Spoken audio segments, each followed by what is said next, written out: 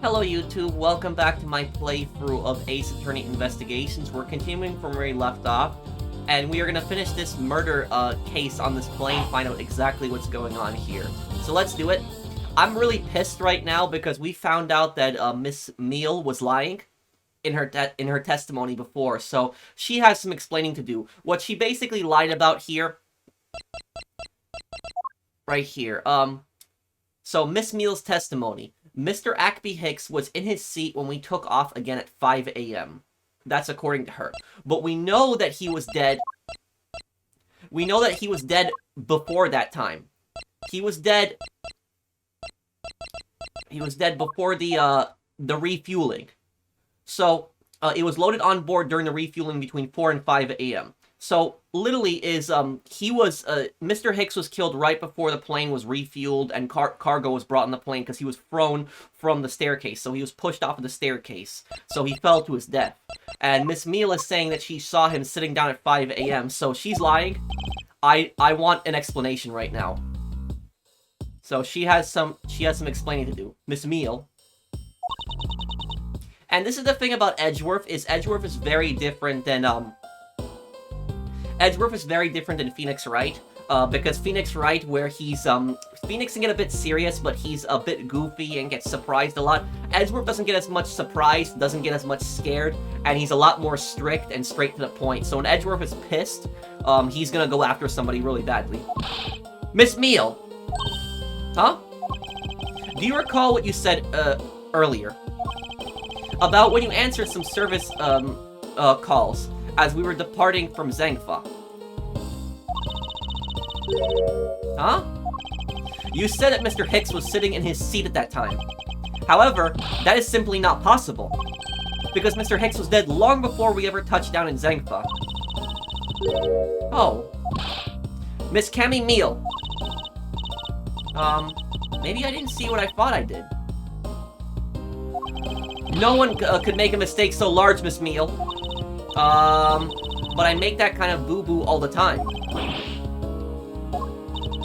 This is going nowhere. There must be a better way of resolving this contradiction. Very well. Miss Meele, if you please, tell me about your alibi during the time span.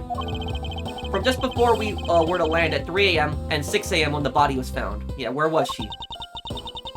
Are you telling me I'm a suspect, Mr. Edgeworth? Yes! You are. The flight attendant's alibi, Miss Meele's alibi. So, who's the killer here? Is it her? Oh, yeah. From 3 to 4, I was, in the flight attendant's room, all by my lonesome self. That's not a good alibi. Not a good one at all. By myself? No, yeah. And from 5 to 6, I was, in the flight attendant's room, all by my lonesome self. That is the most nonsense testimony ever. How is a man supposed to react to a testimony like that? Miss Meele, wake up! Ah! She fell asleep again. It looks like the only way I'm going to be able to wake her up is by pressing her. Miss Meele's alibi. Oh, yeah. Hold it! Miss Meele, wake up! Oh, I'm awake. Oh. Miles Edgeworth, I demand that you do something about this flight attendant this instant. Why ask me to wake her up when you can finally put that whip to an appropriate use? Yeah, Francisca's pissed too. From 3 to 4, I was in the flight attendant's room, all by my lonesome self. Hold it! If I remember correctly, food was being served in the first class in the lounge, between the hours of 3 and 4 a.m. Yeah, but that kind of stuff's run by Miss Rhoda. Then what were you doing in the attendant's room at that time? Eating and then having a most delicious dream. You mean you were neglecting your duties? No way, sleeping's part of our job too, you know. Yeah. Hold it! Miss Meele, how many times do I have to repeat myself? Wake up! Oh, I'm awake.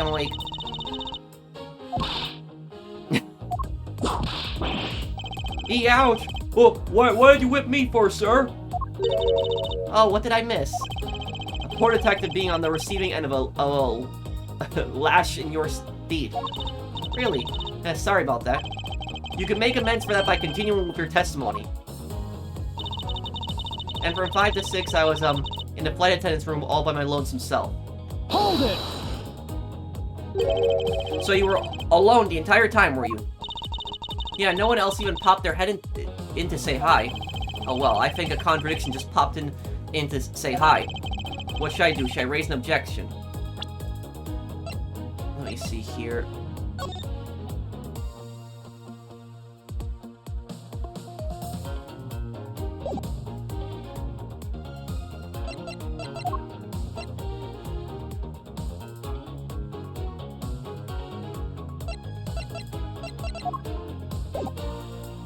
Raise an objection. Miss Meele, there is a clear contradiction embedded in your testimony. Huh? What are you talking about? It's not possible that you were alone in the attendance room the whole time from 5 to 6 a.m.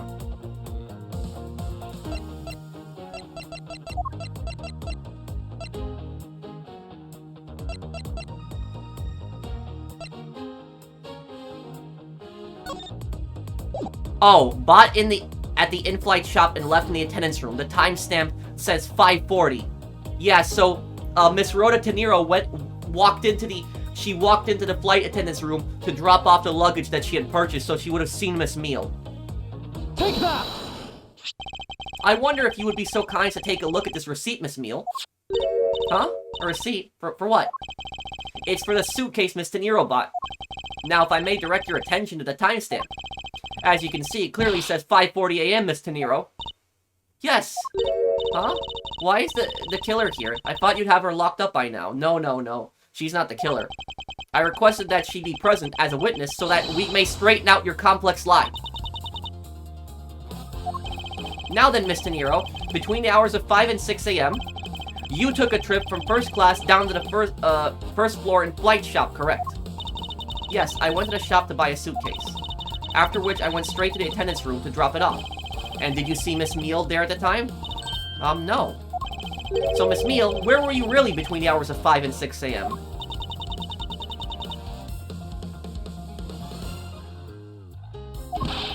Miss Cammy Meele. Huh? The bathroom? I'll be the one to ask the questions here. Yeah, maybe that's it. I probably just missed her. Nature calls, you know. You take me for a fool. That's a little too convenient to be true. But it's the truth. Cross my heart. No. I don't have enough conclusive proof to counter-argue her at this stage. You don't believe me, do you? But please, won't you give me a chance and hear me out? No. She's involved in this. She is somehow involved in this. Look, I know you're suspecting me because I'm one of the crew. But you'd think that maybe you should also suspect Miss Rhoda, too. She's the one in charge of the elevator keycard in the shop, you know. If you ask me, that makes her super suspicious.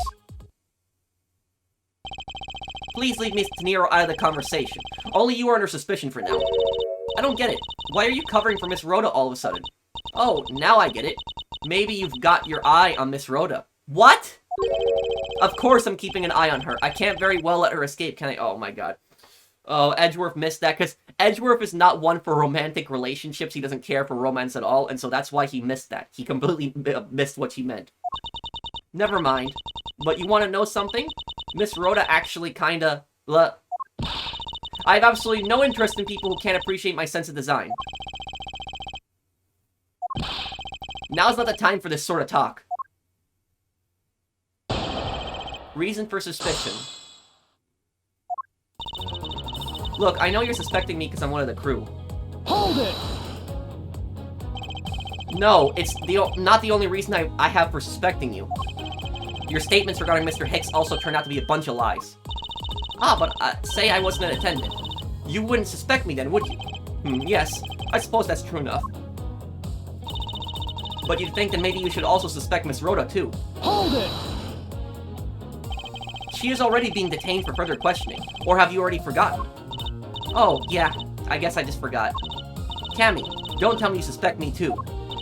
Sorry, can't help it. I mean, other than you, there's no one else who could have done it. I can't believe you would think that. I mean, me, a killer? Miss Meele, what did you mean just now by no one else who could have done it? She's the one in charge of the elevator keycard in the shop, you know. Hold it! And what are you in charge of, Miss Meele? I take care of the attendance room. That doesn't count! But I spend so much time in there, it might as well be my responsibility. Mr. Edgeworth, Cammy is very talented in languages. She assists passengers who may not speak English, so she speaks Borginian. Especially those who speak Borginian. Yeah, called it. She's the only one in this flight who's fluent. Oh, you mean that kind of what am I in charge of?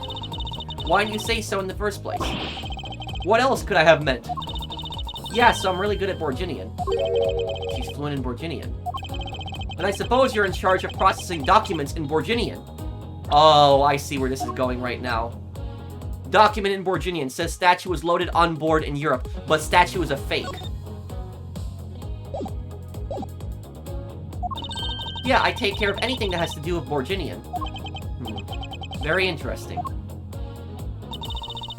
If you ask me, that makes her super suspicious.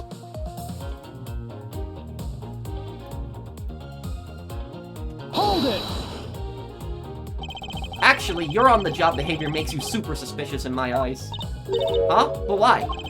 While Miss Teneiro is busy with the passengers and all of her other duties, you have a lot of free time on your hands, thus providing you ample time to commit the crime. Objection! Miles Edgeworth, I demand that you cease and desist in this line of conjectural questioning. I won't allow you to bluff your way through this like a certain defense lawyer.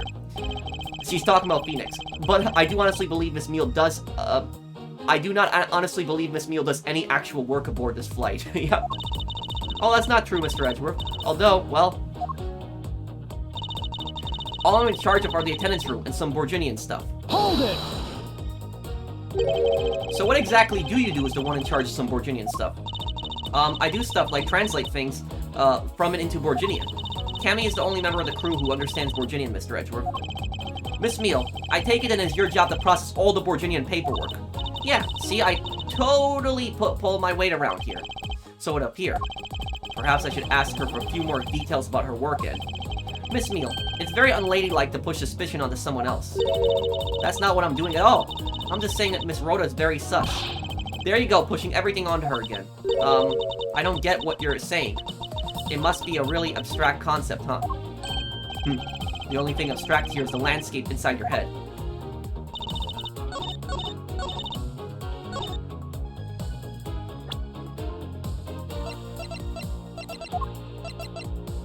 This, Air Alif Red certificate document in Borginian says statue was loaded on board in Europe, but statue is a fake. She could have faked this document. Objection! So you are the only one in this flight crew that speaks Borginian. Is that correct? Oh yeah, I guess so. I studied abroad in Borginia for a while. If that is the case, then the signature on this document belongs to you, doesn't it? Oh yeah. That's the, that is the pursuit theme for Miles Edgeworth Investigations. When this music is playing, it means you're on the right track, you're about to bust a killer. This is a falsified piece of documentation with only one purpose. To lead anyone who read it to believe that Mr. LeBlanc's statue was loaded in Europe. The only person who could have either prepared or processed this document in Borginian is you, Miss Meele. Without your participation, the smuggling of the Alif Red could not have occurred. Don't sleep while I'm pointing my finger at you. Oh, I wouldn't dream of falling asleep on you, Mr. Edgeworth. Oh, now she's so serious, she's awake. And, when that music plays, that's kind of the danger music that's playing. It's from the original Ace Attorney games. When that music plays, it means that, the killer's trying to get away with it, that they're gonna pull something out. It's exactly as you say. Are you confessing to having participated in the smuggling? No, far from it. It's true, that I was the one who signed off on that document. But you can't use that fact alone to make your allegation of smuggling stick. There is no direct correlation, after all. All you have to have is my signature on a piece of paper. Really, all you did was sign it. I neglected to check if the cargo had been loaded onto the plane properly. So sorry about that. seems that she's finally woken up. This is going to be one tough fight. Suppose, and this is just a suspicion, even if I was involved in the smuggling, you can't throw the charge of murder on me just like that. Objection! If you were involved in the smuggling, you would have a strong motive to kill. Agent Hicks was in the middle of an investigation regarding a smuggling ring. And just when he was about to close in, he's killed by a member of that ring. I never thought that we have Francesca as an ally. Well, did you ever stop to think that maybe Rhoda is the smuggling ring member? After all, unlike me, Rhoda has access to many things that's plain for work purposes. So perhaps there is some element of a setup at play in this case. What are you talking about? Don't worry, I wasn't talking about you. I meant the killer. First, it was myself, and now it's Miss Teneiro, who is under the microscope. Seems to me that our killer is going to great lengths to pin this crime on anyone they can. You have no proof that Rhoda is being set up, or that she isn't. Actually, I believe that she was indeed the intended target from the very beginning. I believe that the plan was to push all the blame for the crime onto her. And this evidence will prove my suspicions. This proves that the killer was out to frame Miss Teneiro from the very beginning. This was taken out of its display case in in-flight shop after the turbulence. The Captain Ugo piggy bank, I'm pretty sure it's that.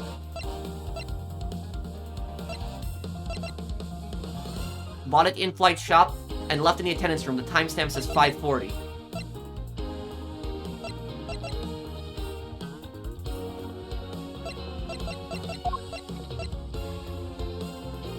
Take that! The piece of evidence will answer all of our questions. Are you sleep presenting or something, Mr. Edgeworth?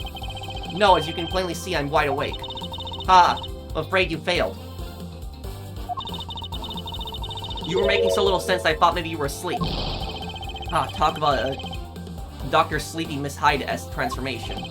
Is this it? But wasn't there a piece of evidence that's still unaccounted for? I need to stay calm, think carefully, and then present the condemning evidence. This proves that the killer was out to frame Miss Teneiro from the start.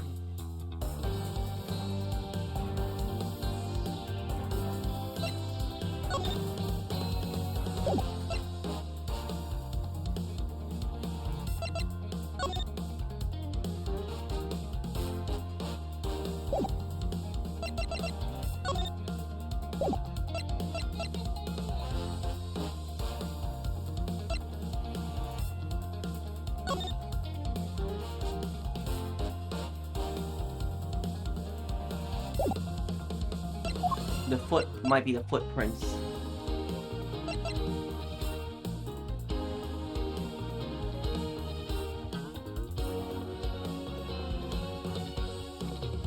The suitcase. I think it's the suitcase because Miss Teneiro is the only one with, she's the one who has the elevator key card to the cargo hold.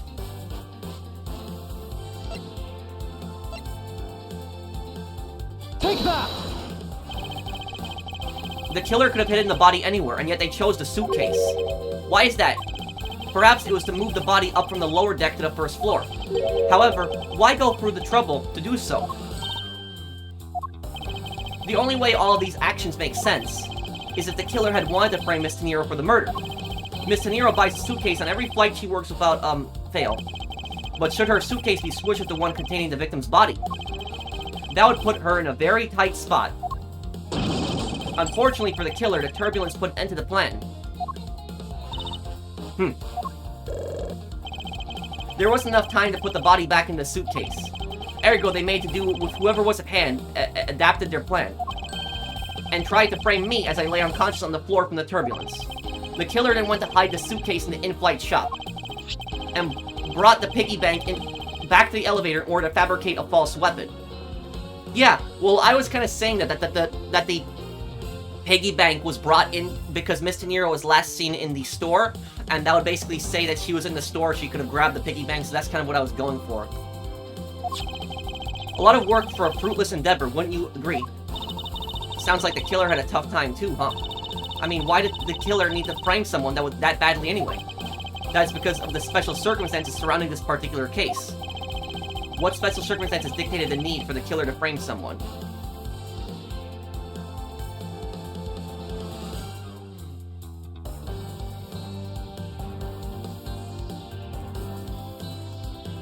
What special circumstances dictated the need for the killer to frame someone? Where the murder took place?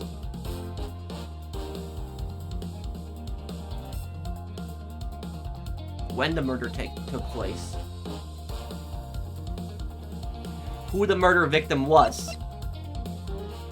Because it would throw off Interpol if they had caught, because whoever the killer framed as being the killer, Interpol would basically think that they were the smuggler, thus getting them off of their trail. I think it's who the murder victim was. Let's see if I'm right on this. The killer was at a loss what to do with Agent Hicks' body, but as it just so happened, there was a bunch of empty suitcases nearby. Being a skinny man, the killer thought to put his body in the suitcase and hand it off. You mean that the whole plan to frame someone was an elaborate coincidence? No, that's not what I said. You wrongly deduced my meaning, Miss Meele. The one with the wrong deduction is you. Think before you speak again. Patience, Francisco, is about to reveal the truth.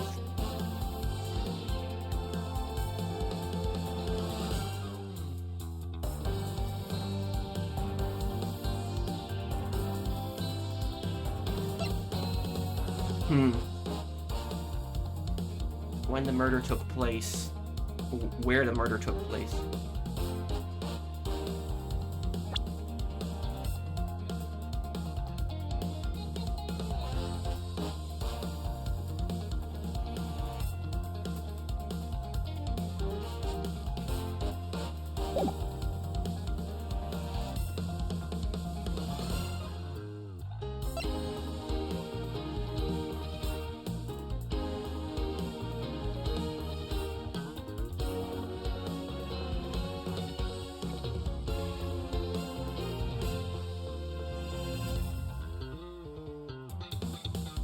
Where it happened. The special circumstance is simply that the murder took place on a plane, mid-flight. No matter which country, customs is quite strict in this day and age. So no matter what you do, the chances that the body will be found is very high. Yeah. Therefore, there was no choice but to frame either Miss Teneiro or myself. In other words, the only one who fits within the boundaries of the criminal's movement is not Miss Teneiro or myself. But you, Miss Cammy Meele, only you and you alone could be the killer. And?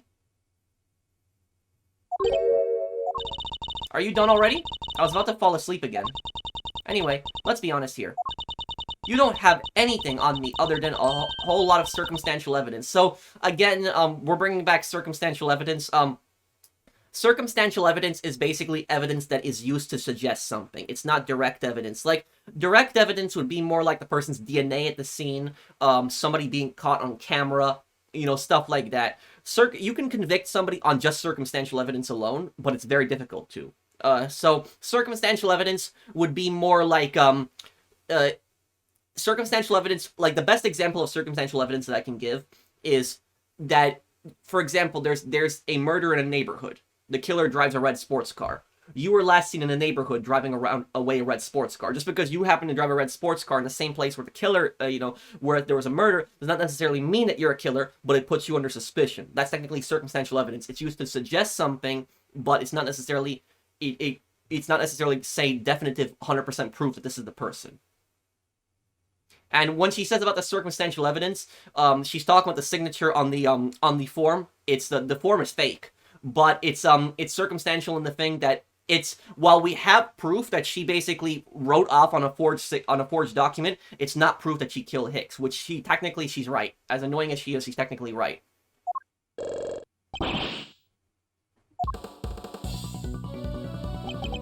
I can see the outline of how the murder occurred, but I have no definitive evidence. And isn't there a piece of evidence that's still unaccounted for? Something that I still can't quite fit into the big picture. The phone. The victim supposedly had one, but it's gone missing. Did the killer take it? The phone. She might have it on her. If she has it on her, that's it. She's finished. And the phone. Agent Hicks was taking a lot of pictures on his phone, so the killer needed to take that. It was probably the killer was probably Hicks probably took a picture of the killer on his phone. Take that! I don't have any actual evidence. I thought not. But that's because it went missing. And it still is. Missing? What do you mean by that? In the complex puzzle that is this case, there was one piece I kept getting stuck on, and that is the victim's cell phone. Francisca, you were waiting at the airport for a phone call from Agent Hicks' cell phone. Or at least that's what you told me. That's right. But Agent Hicks' cell phone could not be found at the crime scene. You mean the killer took the phone with them? Precisely. I suspected if we were to find that phone, it would lead us to the killer. Come on, get serious. If the victim fell to his death from that height, wouldn't his phone break as well? We won't know until we try a little experiment, will we? Francisca, I'd like to ask for your assistance. You know the victim's phone number, do you not? Of course I do.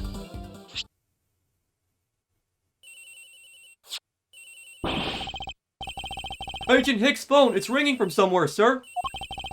I hear, Detective. Now where is it coming from?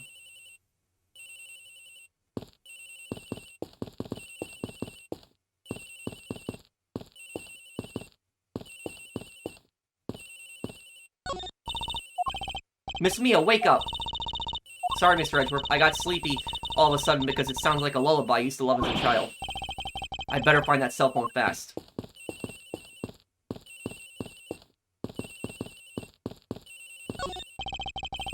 Sounds like the phone is up in the flight attendant's room. We better hurry to the flight attendant's room, sir.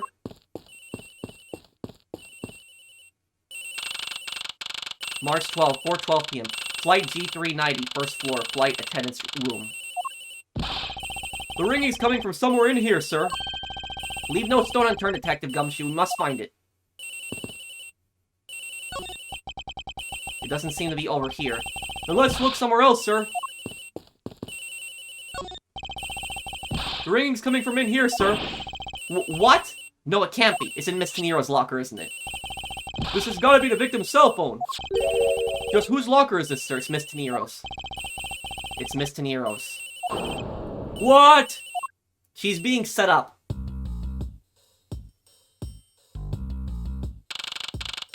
March 12, 4:28 p.m. Flight G390, lower deck. Cargo hold. So, Mr. Edgeworth, how did it go? Where did you find the phone? I found it in the flight attendant's room, in Miss Teneiro's locker. What? But... Rhoda Teneiro.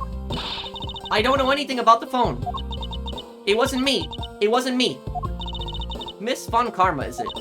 I suggest you arrest Miss Rhoda Teneiro right away. Objection! Wait, I have a theory. This is related to the incident with the keycard. When the killer went to steal the keycard, they conveniently stashed the cell phone in Miss Teneiro's locker at the same time. This is related to the keycard, alright? In the same way, we have zero proof that the killer did just that. The only voice that sings the truth is evidence. That is the one bird we cannot ignore. What should I do? Francisca's right. I can't offer baseless conjectures at this point. Alright then. Why did the culprit take the cell phone from Agent Hicks? It must have something very incriminating on or in it. Pictures. Hold it! What now, Miles Edgeworth?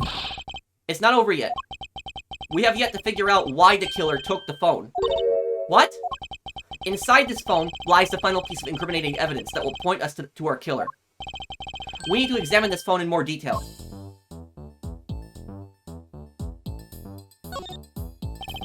The LCD is broken. Without a screen, you can't even place a call with this.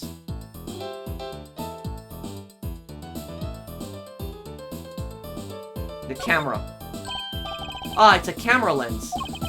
Come to think of it, I wonder, how exactly was Agent Hicks planning to preserve the crime scene of a smuggling? So that was a typo error, the crime scene of smuggling. Francisca, I need you to confirm. So this game is translated from Japanese to English, so there was like a small typo there. Francisca, I need you to confirm something. The cell phone, can it take pictures? Mr. Edgeworth, I can't believe you didn't know about this kind of basic stuff, sir. This looks like a very similar model to my own. And mine can take photos just fine. Do you think Agent Hicks could have taken some pictures with this? In particular, pictures evidence for a smuggling case. If so, I'd say there might be some very incriminating photos in here for our killer smuggler. Well, the phone's all busted up, sir. Doesn't matter. If the hard drive isn't busted, you can actually take that out of the phone. Even a super prosecutor can't repair a broken phone. I'll find a way, don't you worry about that. May I go back to sleep now? Objection! The LCD screens on the inside and outside are broken, that's for sure. But that's also reason enough to believe that the killer wasn't able to erase the data. What? What do you mean by that, Francisca? It looks like our killer isn't very familiar with electronics. This phone still rang when I called it, meaning that only the LCD screens are broken. It's possible that the photos are still there inside, waiting to be accessed. All we need to do is transfer the data to my phone. Francisca, your phone if you please. Very well. It's transferring. Alright, displaying it now. This is the picture he took. This is before his death. This is... bed sheets? What is... Agent Hicks was most certainly trying to obtain some evidence for a smuggling case. Hey! The olive red's nowhere in this pic, sir. But this has no meaning as a piece of evidence in this murder case, right? Oh, she's right. There's not much we can find out from this about Agent Hicks' killer, sir. Is this it? Is this the end? Is there really nothing in this photo that we can use?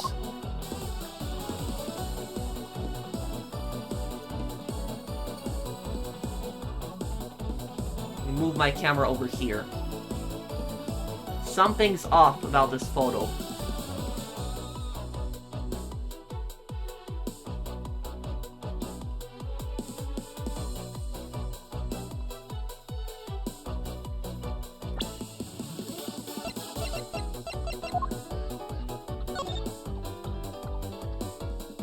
Bed sheets.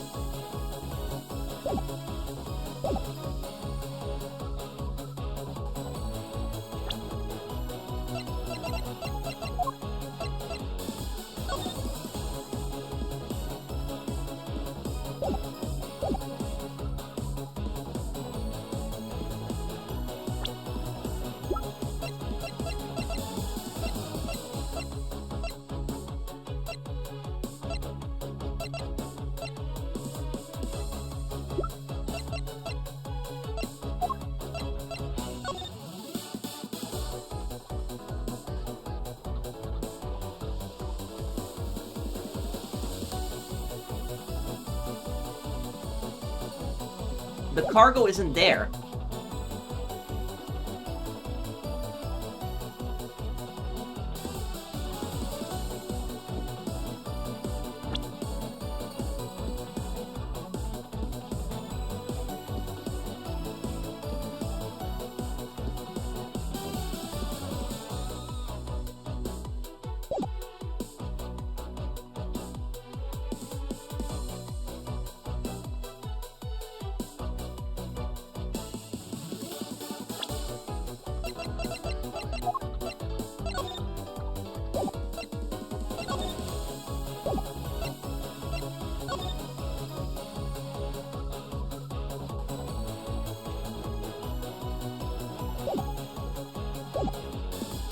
This is probably the hardest one now to figure out what's wrong with this photo.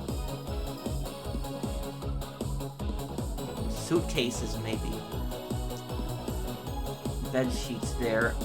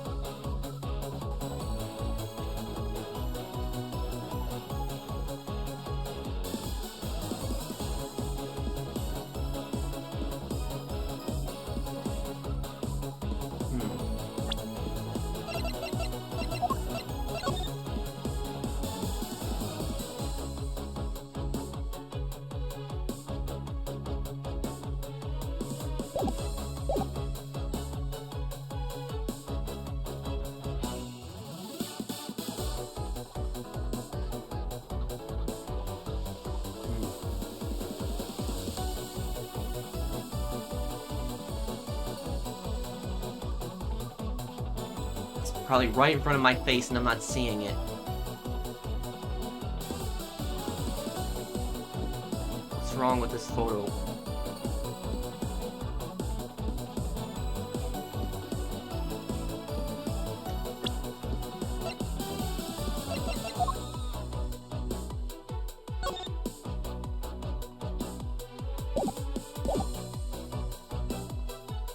Wait a second, wait.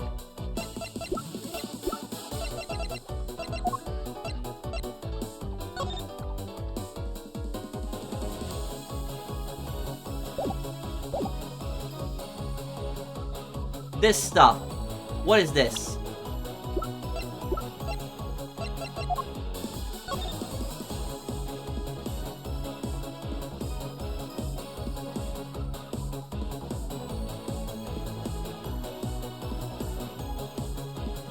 It's what, look at the left side, guys. The left side of the photo. You see that?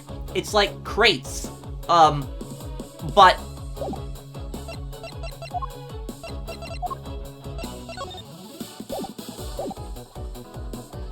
then we have boxes. What is this?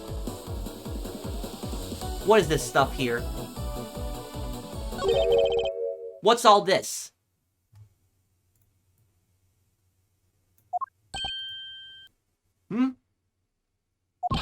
Oh, they are cargo shipped from Borginia to Zangfa. So the reason they aren't here now is that they were dropped off in Zangfa. Mr. LeBlanc, can you tell me the contents of the boxes? Unfortunately, there is no English written on them anywhere. One cluster of boxes is written in Borginian. It says, it is cloth in English. Cloth? Could it be? Is this where the killer... What? What for is a scary face? Miss Meele? Yes? It appears that Agent Hicks was no ordinary investigator. He left us with a piece of evidence, after all. A striking piece that will point out who his killer is. Ha! Maybe you shouldn't force your mistaken reading of a simple picture, Mr. Edgeworth. The Borginian cargo in this piece of evidence will point us straight to the killer. World-famous export of Borginia. Its beautiful, pattern has been soiled by blood. The cloth was taken from the crate. The boxes. Take that! And what is that supposed to prove? The killer used this piece of cloth to wipe up the blood they had, split. But there was one thing that bothered me this whole time. Where did it come from? And now I have finally found my answer in this very photo. The cargo that was unloaded in Zangfa had cloth written on it. In Borginian, that is. And this is where the killer grabbed the piece from to clean up the blood with. That's right. The killer was someone who could read and understand Borginian. Oh. And the only crew member that fits that description is you, Miss Cammy Meele. Oh, he got her good now. Ha! That's pretty flimsy. It's still technically circumstantial. It still technically is. It's not direct. The killer probably searched through all the boxes looking for something to use. She's got a point. When you're frantic, you don't care if the box is in English or Borginian. Objection! Sorry, but I cannot agree with your assessment of the killer's indiscriminate nature. What? There was no need for the killer to tear through boxes at random at all. And if the killer supposedly could not comprehend Borginian, well then... logically, the killer would have opened this box first. Bed sheets. Right here, this. Yeah, so if they can... the bed sheets one, that's right there. Take that! Hey! It says bed sheets in English right on the box. Precisely. And bed sheets would be perfect for cleaning up blood, wouldn't you say? So what are you trying to say? That if I were the criminal, this box of bed sheets would have been what I would have spotted first. However, the killer chose to use some Borginian cloth. Do you have an explanation for that? The killer didn't want anyone to know that the real scene of the crime was this cargo hold. So they were afraid to leave signs to the box where the sheets had been opened. However, the Borginian cloth, well, that's a horse of a different color. Because the killer knew that it was going to be unloaded in the Republic of Zengfa. That's right. That is why the Borginian clock was used. And the only Borginian reader on board who could make such a calculated decision is you, Cammy Meele. You and you alone. It would be very easy for us to confirm if any of the boxes were resealed. All we would have to do is contact the Zengfa authorities in time. We may even find other evidence to incriminate our killer within those boxes. So what do you say, Miss Meele? Why not confess to your crimes here and now? Or would you rather wait and see what we find out from our investigation in Zengfa?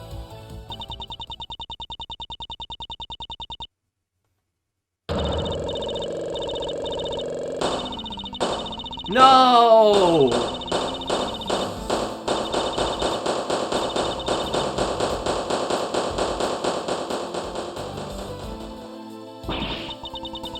He was Interpol. I couldn't stop it. I brought him here. He started taking pictures. I couldn't be found out. I was scared I was in trouble. I.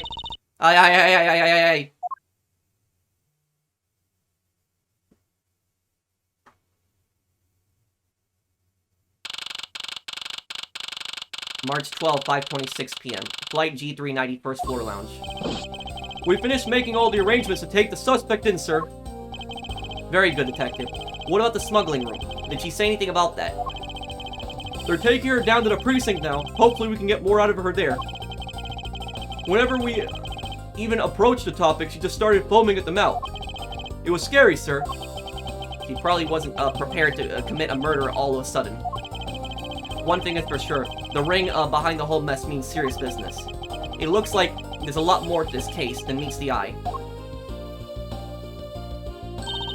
Mr. Edgeworth, I just wanted to say how much I appreciate everything you did. Thank you very much. It was nothing. In fact, I should be the one thanking you for your cooperation. But truly, if it wasn't for you, I might not be here right now. Instead, I can continue to serve our passengers as a flight attendant. I hope that, well, please accept this as a token of my appreciation. That's... I see. You don't have to take it if you don't want it. No. I mean, I would never turn down a lady's generous offer. Oh, thank you. I'm sure it will serve you well. And remember, we here at Go You Airlines are always ready to serve, Mr. Edgeworth. Thank you. I'll keep that in mind. And I must bid you farewell. May all your skies be blue no matter where you go.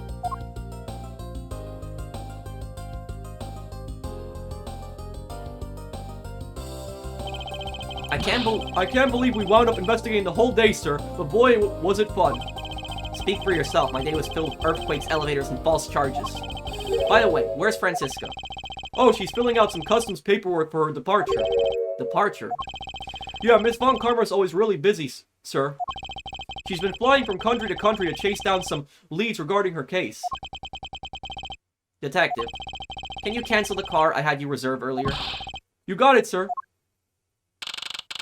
March 12, 5:47 p.m., Hope Springs Airport.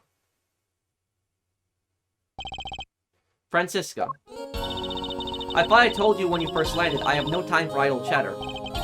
I have no intention of wasting your time. However, it has been a while since we last met. I also have no time for such familiar reminiscence. Just who do you think I am? You are Francisca Von Karma, a very proud prosecutor deserving of much respect.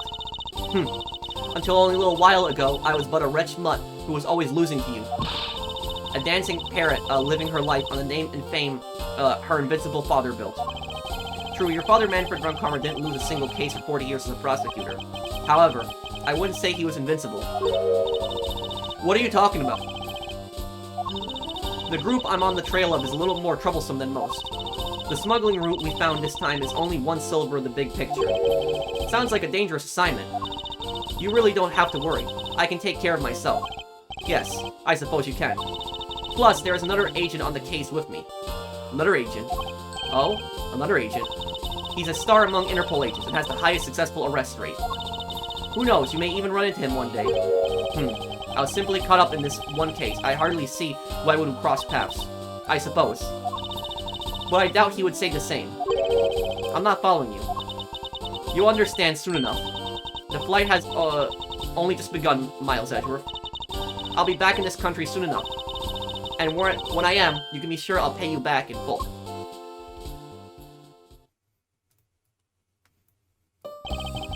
And just like that, she's gone, huh, sir? Thank goodness, I can finally rest easy knowing I won't have to watch out for her whip.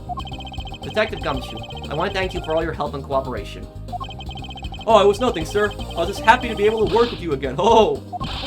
I think I'm gonna celebrate by adding a little extra salt to my instant noodles tonight. Just how much did you cut his salary by, Francisco? Detective, I was wondering if you might give me a ride down to the prosecutor's office. Sure thing, sir. I'll even fly down the road in the patrol car if you want. Don't make me remind you, Detective. Safety first. Thus, I solved the first case upon my arrival home. Francisca von Karma, the smuggling route she was after. The leaders of that ring had already put their trump card into play. And the players on the other side of this war, they would begin to make themselves known throughout the next incident.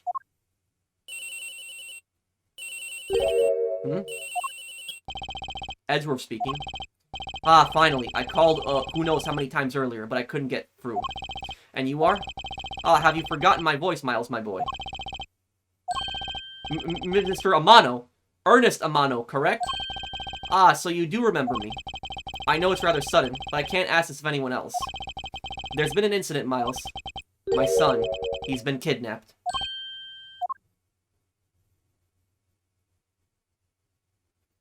Okay. So, we have solved murder case number 2. And we did it. Oh, we got a trophy too.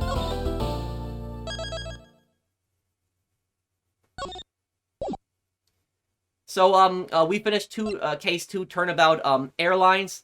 Now we're gonna go to, episode 3, the Kidnap Turnabout. So there's still 7 murder cases, left in the game. This one seems like a kidnapping, so maybe it's not a murder case, but most of the cases in the Ace Attorney games are murder cases.